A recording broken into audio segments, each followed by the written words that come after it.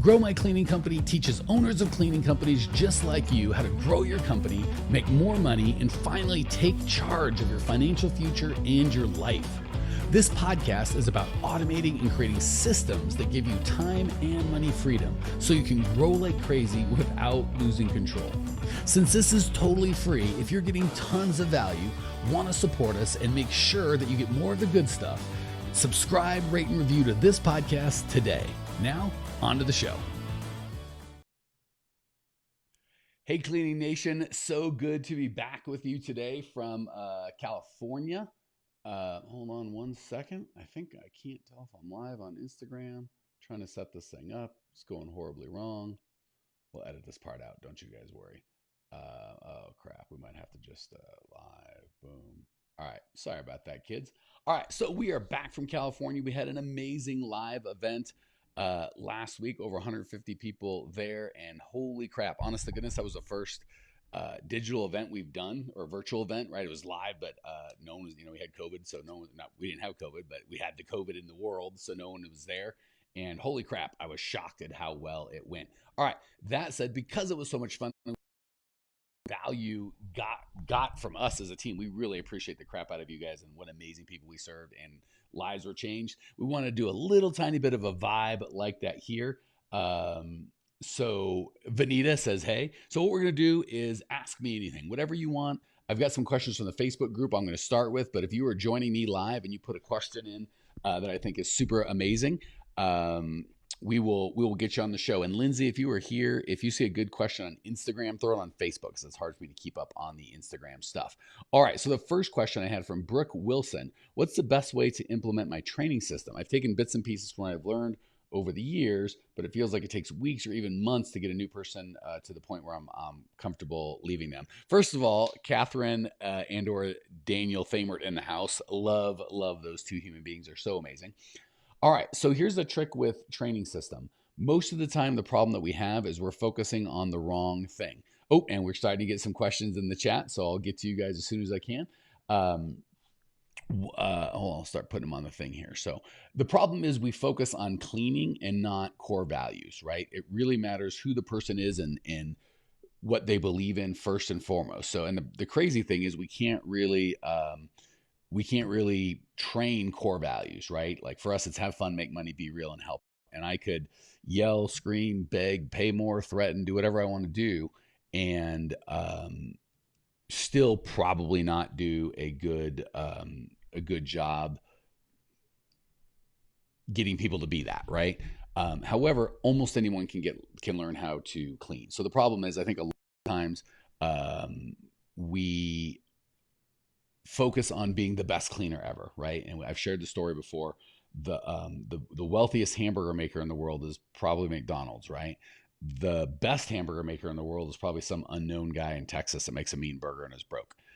We really want to be consistent, right? So we've got to move from I'm magic and I clean better than anyone in the world, and that's what my clients want. Your clients don't, it's not that they don't want that, but they really want consistency and a result, and to feel a certain way, and they would come home and to have control over their life and feel like they know what's going on. So the best way to implement a training system is to first and foremost hire people that share your core values. Second of all, to focus on a consistent clean that gets your clients what they really want, which is to feel good when they come home and feel in control of their lives, not getting every morsel out, and to kill forever this belief of I'm magic and I clean a certain way and no one else cleans like me, which makes us feel good for the ego, but not great when we want to get out of the field. Which brings me to a celebration. Daniel just said, I have good news. Catherine is out of the field for good. Guys, gals, that is why I'm getting goosebumps. That is why we do what we do, right? It is super fun to help people make more money and hire more people and grow and all that sort of stuff. But time freedom. I know the Thamerts have kids, and I'm just so proud of you guys and gals. So I love everything we're doing is systems to make sure that we have a business, not a job. Oh my gosh, Catherine's like, you've changed my future. Thanks for the massive mind shift from the event last weekend. My pleasure, Catherine. And again, that's kind of what we need to be able to, we need those 3 days together to really dive into something. And we had such an amazing event. I wasn't sure if we're going to do another one because it was so much work, but it was so good. We'll probably do one I'm hoping not till January because there's so much work. But if you guys freak out and want one sooner, let me know and we'll do one sooner. All right. Couple questions. Perfect one by Tara Mack says, or MC. I'm not sure. I think it's MC. Do you think cold calling is effective? That's a good question. I kind of have two schools of thought on that. Yes, it's effective for what it is, but I'm not going to coach folks to do it forever, right? So cold calling is kind of like going up to strange girls in the world and go, "Hey, want to go on a date? Hey, want to go on a date?" I'm probably going to get smacked in the face a couple of times. But if I ask 100 girls if they want to go on a date, good chance some girl will go, "Yeah, sure, why not?" So if all I don't care about my time or the quality of the girl or anything else, I just need to get some people. Um, then yeah, cold calling can be super effective. The problem with it is it's not scalable, right? I don't want you as an owner to cold call. That's for daggum sure, because it'll just beat you up and it's just too much work. You can hire people to cold call. The problem is that's a tough job to hire for because you got to get 99 no's for one yes. And typically it's low wage, 10, 15 bucks an hour. So you've kind of got a high, you can't pay a lot. It's a hard job. So just even managing cold telemarketers can be expensive and frustrating. So yes, it can be cold calling or can be effective. My preference is to get clients to come to you. So cold calling also is kind of a proactive. I got to go to them. Um, that's not what I coach you to do. Like this podcast here and the event that we put on stuff. We try and create things that are massive value to our team or to our prospects and our clients and our community. And then you guys come to us and ask for help. That's really what we teach. So cold calling is the opposite of that. It absolutely can work and it can be effective. It's just not something I'd coach altogether. Steve says, my team's out of the field today. Felt good to make my kids breakfast. Good call. I love that we are taking charge and understanding that. So again, the best training I could probably give any of you guys, our business is here to serve us. We are not here to serve it. So as soon as we get confused on that, it can get wonky. All right. The next question I had is, how do I get government jobs? This is from Jennifer Weinberg in the Facebook group. I'm registered code, DUNS number, etc. Since I'm a small business, minority owned, I feel like there could be some good opportunities. I just don't know where to begin. Help. All right. So here's the deal. And sadly, this is something I know from my own knucklehead experience. The government does a bunch of, so I'm always coaching people to stay away from stuff that feels like we're getting stuff done, but we're not getting anything done, right? When we first start our business, there's a lot of like, oh, I'm going to make my logo, I'm going to build a website, I'm going to get my office furniture, and I'm going to go buy office supplies, and I'm going to, kind of do all these, and I'll file for my LLC, and I'll open a bank account, and and I'll get insurance, and not that some of these aren't important and need to be done. The problem is when we start tricking ourselves thinking we've actually done something important when we're just futzing around with this paperwork stuff. The government is great at that, right? They set up a bunch of rules of do this, fill out this form, get certified in this, and get this designation. But it's all for nothing, right? I hate to say it. We've done millions of dollars of work for government contracts, and yeah, if you can but they fool you into thinking like, oh, if I just had the small minority owned this, that, everyone's a minority, right? Like we're like, oh, we'll trick them. We'll I'll put it in my wife's name and she's a minority. It doesn't do that big a deal. Everybody has it. So what we really want is to understand who our customer is and what their pain is. So if you really want to focus on government, first of all, government's a pain in the neck. So I wouldn't do one government job. I would focus all my efforts on government. Their real pain is covering their butt, frankly. So it's finding people that fit their bid criterion. So it's a bunch of reading hundreds of pages of bid documents, finding out exactly what insurance they need, exactly how many supervisors you have to have on the job, what font the bid needs to be in, when it's due, all that sort of nonsense, and complying perfectly, finding out. Sometimes it'll be based just on price, which isn't something I'd recommend you go on. Sometimes it'll be weighted, like 20% on price, 30% on credentials, 40%, find out exactly what they want. The good thing with the government is they'll tell you exactly what they want, and do that. So don't be fooled by the whole like, oh, I'll get a bunch of credentials, and once the government says this, because they kind of want you to believe, like, once you sign up for all this garbage, I think it's just for their numbers, right? So I could be like, we've got 1 million minority owned people that but they don't support anyone. So if and when we think the government's going to make us rich, they're just like anyone else. They need value before they can give you value. So the way to begin would just be to get on a bunch of bid lists, read a bunch of bids, turn in 1,000 bids, and just be ready to get your head handed to you. Because I promise you, on the government stuff, especially for the larger contracts, there's people that's all they do, and they know these contracts a lot better than you. And oftentimes with the government, you can win a bid by being the lowest bidder. And then you do the work and you find out, oh, that's why I won. So be really careful with the government. Big thing is read the bids carefully, know exactly who they are, what they want. And I would not focus on all their stupid designations and stuff. That's fine. Get a cage code, get your do all that, but that's not going to get you a job, sadly. All right, John Zapata Restrapo, one of I believe our next level members now, if I'm not mistaken, and ambassadors of the event and overall great human being, says, what funnels, lead magnets, or trends are you seeing to work to attract commercial clients? That's a tough one because honest to goodness, it's really there is no such thing as a commercial client. There's just niches, right? So what's working for a car dealership may or may not work well for a golf course, which may or may not work for medical, which may or may not work for a mortuary, which may or may not, you know, you can go on. And for government, they're all very different. So the way I would answer that question, John, is to literally do what we teach you in our training. Do some perfect prospect pain conversations, find out what they really, really want. And just so all of you guys know, when you do a perfect prospect pain conversation, 80% of the time they're going to go, we want the most cleaning for the least money, right? That's what they think they want just because they've been educated, right? So it's our job to educate them, go, great, most cleaning, least money. So we don't want uniforms. We don't want workers' compensation. We don't want liability insurance. We don't want training. And they're going to go, oh, wait, we want all that stuff. Oh, okay. So you don't really want the most cleaning for the least money because the most cleaning for the least money is me to just hire a homeless person to come in there and, with a rag and some hope, right? That's going to be the most cleaning for the least money. So really the answer to that, John, is I wish trust me, if I had the simple answer of like, here's the lead magnet that works all time for everybody, I would promise I'd be giving that to you guys. I don't have it. So really is the better question, John, might be what funnel or lead magnet will work for my client? And I could make something up, but the best way is to ask your client, right?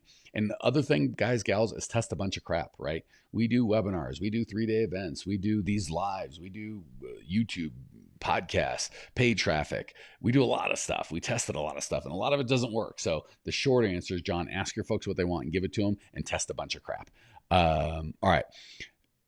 Oh man, Efren Christopher says, best thing that ever happened to me was finding you on YouTube, changed our lives. Man, I so appreciate you. And yeah, I feel so blessed at the event. We had so many people that were just lives are changing, and we appreciate that we can be a small part of that. But it's really you guys. So Efren, hopefully the value that we brought you value, but the reality of the situation is you did the work. You were the committed one. You were the one looking for people on YouTube. You were the coachable guy. Appreciate the crap out of you. All right. Lindsay says, lovely locks 82 on Instagram would like to know how to access government bids. So again, I'm going to answer the question, but I'm not a huge fan of the government stuff because honest to goodness, the government stuff is typically it's just tough. So, and again, just like I was talking with John when I'm like, he's like, hey, what's a good lead magnet for commercial? And I'm like, there is no such thing as commercial. It's smaller than that. Really, the same things with government. There is no such thing as government. There's local government, there's county government, there's city government, there's state government, there's federal government. There's lots of different. There's the FBI. There's lots of different stuff. So the problem with the government is you can waste a wall of time. So I wouldn't recommend people starting with the government. I'm not saying you can't make money on government. We've done well with the government. It's a great way to. It's very risky, right? Because it can take you 3 or 6 months to get your first bid because they want people that have already done the work. And you can make big fat mistakes on the government stuff. So where to access government bids, it depends on which government. The state's got, I'm sure, a website that talks about all their RFPs. There's cities, there's counties, there's federal, and each of those have their own different place. I'm sure if you go online, there's some aggregate places that you can pay for a fee and they'll kind of like let you find all the bids from all the different stuff. But again, I think a lot of people don't want to learn how to market properly. So like, I'll just sell to the government. The problem is when you don't want to learn how to market or attract the right customers, you get the leftovers. And with the government, there's people that have been doing it for a long time that are qualified for the good big bids. If you haven't done any government work, you're not qualified for the good big bids. So you're going to get the leftover bids and probably get your butt handed to you. So, again, if you're like, I'll just do this because it's easy. Well, that's what everyone else is going to do. That's where none of the margin is, right? When you find out what surgery centers want and what kind of specialized cleaning they need, or people during COVID that are need special stuff, and you're like, hey, I'll get that specialized training. I'll figure out a way to bring more value. That's how you get the better clients. All right. And then Joanna says, a lady actually told me she wants me to clean for the same price as the person that doesn't even clean her home. She said the Mexicans in California are great. Yeah, I get that all the time. People are like, oh, we want cheap, cheap, cheap. That's fine. You just got the wrong person, right? Our training is not cheap. And there's a lot of people that are like, that's too expensive. That's fine. We're not looking for them, right? They can go get coaching from the hobo under the bridge. We invest our time and our talents and we hire the best of the best of the best and the people that are really committed to getting change. So it's easy to go, there's people out there that won't pay for anything. Yeah, that's fine. Just don't talk to those people, right? I promise you, there's people that we hear it all the time. Your coaching's too expensive, you're whatever. And then we hear it from other people. You changed our lives. Thank you. We just focus on the people whose lives we can change. So don't worry about the people that are like, I got some illegal alien or someone that's not here legally to work under the table for a nickel. That's not who you're trying to get, right? Same with the whole COVID thing. People are like, oh, the government's paying as much as I am. I have to compete with the government. You're not competing with the government for the wrong people, right? None of my team during this whole COVID thing's like, well, I could do nothing to get paid the same from the government because they care about you guys. They love you guys. They're down with our cause. They want to be here. So and if they did, I go, great, get the heck out and don't come back when the COVID's gone because that shows that you're not even, you're not, I'd replace them with someone that really wanted to serve. So we're not competing with people that are, under the table, 1099 when they're really W-2, hiring illegal people that aren't legal to work, not providing them with insurance, all this sort of stuff. You don't have to compete with them. There are people that want that. You just don't compete with them, right? It's like Mercedes doesn't go, well, there's a key, there's a car in Mexico you can buy for $900. That's not a Mercedes. They're not competing with them, right? Okay. Seka says, oh my gosh, she's got a lot. I try your, I'm going to try it, Seka, just so you know that I'm talking to you. Bajrok Taravik. I'm sure I screwed that up, but I'm just going to say Seka. Renee said it perfectly. You get out of the program what you put in. The program's amazing. Yes, that kind of goes for life, people. You get out what you put in, right? So if you're like, I'm lazy, I don't want to do anything, I want magically things to happen for me, you're going to have a really hard time in life. And that's why I don't like the government thing. We're like, oh, if we just get this, if I just get on the right list and just get, the right certification because I'm minority owned, then everything will be great. I just put more effort into marketing. Renee nailed it. You get out of the program / life what you put in. Absolutely true. All right. Seka says, what's a good technique to start owning a company and not working for it? Big shout out to Seka. That's a really good question, by the way. The caliber of coaching I can give to you guys is really dictated on the caliber of questions that you ask. How do I get out of working in my company, start working on it is a high caliber question. That's a bigger question. I would like to run the business and not continue working since working takes me away from growing. Second thing that's good. So first, you're asking good questions. Second, you're identifying that working goes this way and growing is this way, right? Someone at the event said their spouse told them, and I thought it was so smart. Like, you can't grow your company with your head in the toilet. So correct. So Seka is absolutely on it. I also have a hard time finding people who can take over. Okay. So the best technique to start owning and stop working is to create a core values. Is to identify your core values and all the stuff we teach in our clean profit method. And you can go to growmycleancompany.com. There's actually a free kind of on-demand training that goes over the big fundamentals that get you up to speed quick. So go to growmycleaningcompany.com, check out that free training. But the first thing you need to do is understand your core values and start communicating to your team. The second, and if you don't have a team, just still be clear on them. Second, we need to start building a core values-based client attraction system. So a lot of times we have a hard time finding people who can take over because we think, I give you money and you give me great service. But that's not always the case. Honestly, they can find money elsewhere, right? When we're paying $10, $15 an hour, generally there's 1,000 jobs they can get 10 or 15 bucks, just like we talked about with the government, right? So the trick is we want to have a core values-based hiring system where they're down with our cause, right? The people that come to our team, they love having fun, making money, or having funny, I guess you put them together, being real and helping out, right? Lindsay, I think she's on with us here.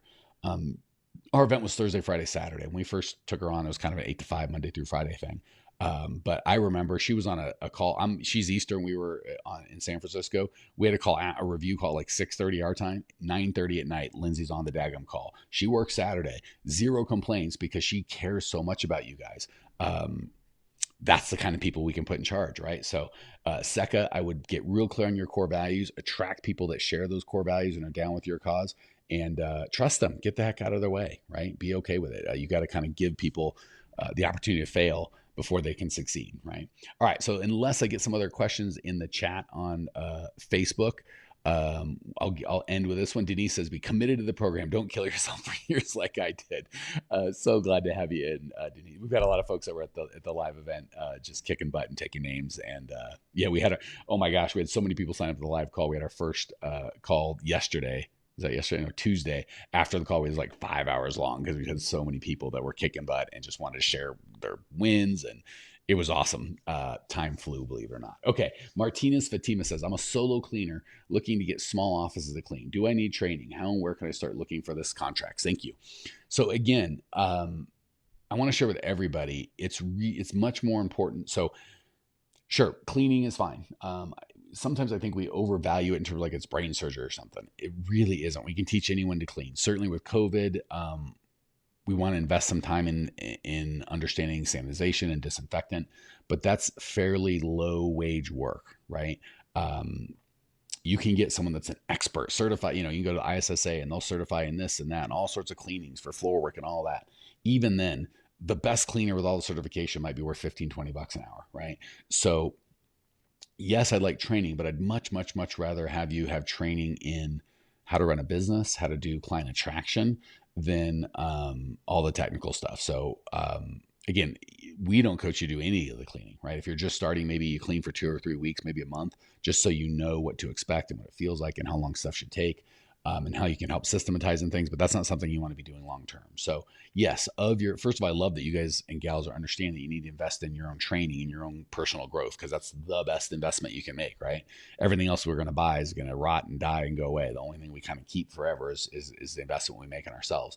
So I would probably put 10 to 15%, if I'm just starting, 10 to 15% of my training into cleaning, 80-85% into growing a business. And I'd probably split that in half between leading a team and attracting the right clients.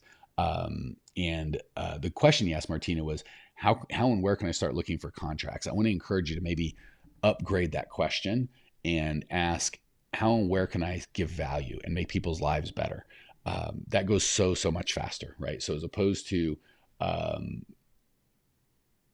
being like, hey, who can I get money from? Who can serve me? We want to turn it around and go, who out here needs help? And with a COVID and people trying to open up and trying to protect their employees and their customers, there's a lot of people that need a lot of help. So for all of you guys and gals just starting or wanting to get better at marketing, the question is not, where can I get the most money for the least time or anything like that? Is who absolutely needs help and how can I bring value? I promise you, start bringing value, you'll get more, right? And again, the event we just did is a perfect example. We spent $80,000 to put on that event. I think we made 20 or 30 grand in ticket sales. So technically it was a loser, but we enrolled 20 some clients. We had a massive amount of the people that wanted more help, and it became a very, very profitable event. But more than that, we got to serve, and it was awesome. Even if we had broken even at that event, the amount of service we were able to do was amazing. So I think we're way over on time. I think I got all the questions. For those of you guys that are like, yes, 1,000% yes, or especially if you miss the event, you're like, man, I still need help, and you're not going to do another event for months, but I need help now. I can't wait. We've got an opportunity for you. If you want to do we call a scale session, we have coaches that will jump on a call with you and really look at where you're at now and where you want to be, right? Because if you're just starting, your problems are going to be a little different than if you're like, I got customers, but I got to get out of the field. I'm cleaning all daggum day, right? Or if you're out of the field, but you're like, I'm still working 50 hours a week. I'm just not cleaning. I just need to scale. All of those are going to be kind of a different tact, and you're going to need to focus on different things. So we're going to help you look at what's possible in terms of time freedom, in terms of money freedom, not only over the next 90 days, but over the next 12 months based on who you're serving, where you're at now. We're going to look at your client attraction, your pricing, your hiring, your staffing, what's working, what's not, identify all the opportunities and the obstacle. Typically, there's 1 or 2 big things that have been holding you back. We're going to identify all of that on one call and map out an action plan to help you have more fun, help more people, make more money, and do it all a crap more time quicker. You'll leave the session feeling clear, feeling confident, excited about scaling your company, loving your company again. You can grab a time right now at growmycleaningcompany.com/talk. We have a whole team of people ready to kick butt and help you get the business and the life that you want. Go there now, growmycleaningcompany.com/talk. We'll do everything we can to help you. Talk to you soon. Thanks for tuning in to today's show. If you're fired up, ready to grow, and want to see if you have what it takes to work with us at Grow My Cleaning Company, here's what I want you to do right now. Go to growmycleaningcompany.com/talk. That's growmycleaningcompany.com/talk to book an appointment to speak with me personally. I'm going to jump on the phone with you to get you crystal clear on where you are now, where you want to be, and how to get you there. Don't walk around in the dark any longer. If you are serious about growing your cleaning company, it's time to finally get the systems in place that you need to grow. We've helped hundreds of owners of cleaning companies not only grow their business and their personal freedom, but give back to their community as well. If that's what you're looking for, head over to growmycleaningcompany.com/talk and book a time to talk with me personally. I can't wait to get to know you and your business.